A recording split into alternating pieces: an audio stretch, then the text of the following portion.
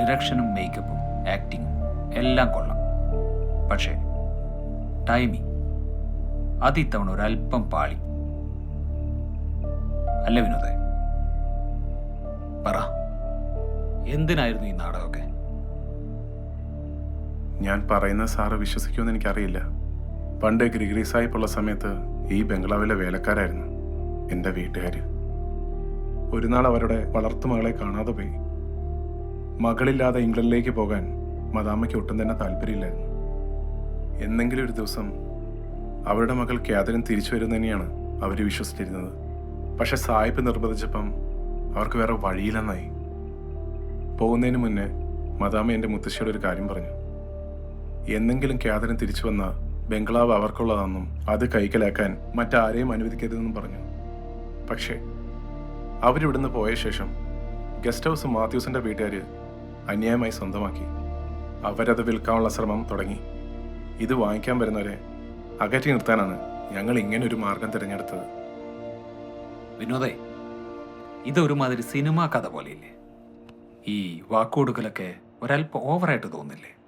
തൻ്റെ മുത്തശ്ശിയുടെ കാലം വരെ അങ്ങനെയൊക്കെ ചെയ്തിട്ടുണ്ടാവും. പക്ഷേ ഇപ്പോഴും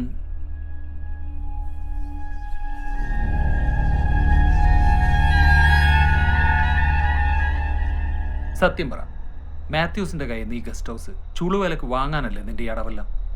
അല്ല സാറേ, നന്ദുവിൻ്റെ സ്ഥാനത്ത് ചെറുപ്പത്തിൽ ഞാനായിരുന്നു ഇതെല്ലാം ചെയ്തുകൊണ്ടിരുന്നത്. ഇത് മേടിക്കാൻ വരുന്നവരെ പേടിപ്പെടുത്തി ഇവിടുന്ന് ഓടിപ്പിക്കുന്നത് ഞങ്ങൾക്കിപ്പോൾ ഒരു ശീലമായി മാറി.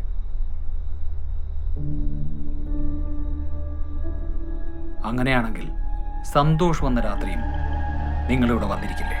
ഇല്ല, സന്തോഷ് സാറ് വന്നത് ഇത് വാങ്ങാൻ വേണ്ടിയല്ലായിരുന്നു. സാറിന് അറിയേണ്ടത് കാതറിനെ കുറിച്ചായിരുന്നു. എനിക്കറിയാവുന്ന എല്ലാം തന്നെ ഞാൻ പറഞ്ഞു കൊടുത്തിരുന്നു. കാതറിൻ തിരിച്ചു വരുമ്പം അവർക്ക് കൊടുക്കാനായി ഒരു കത്തും ഒരു സമ്മാനവും മദാമ്മ എൻ്റെ മുത്തശ്ശീനെ ഏൽപ്പിച്ചിരുന്നു. അത് ഞാൻ കാണിച്ചു കൊടുത്തു. സന്തോഷിന് എന്ത് പറ്റിയെന്നാണ് വിനോദ് വിചാരിക്കുന്നത്? എനിക്കറിയില്ല സാറേ. ആ കത്തും സമ്മാനം ഇപ്പം എവിടെ ഉണ്ട്?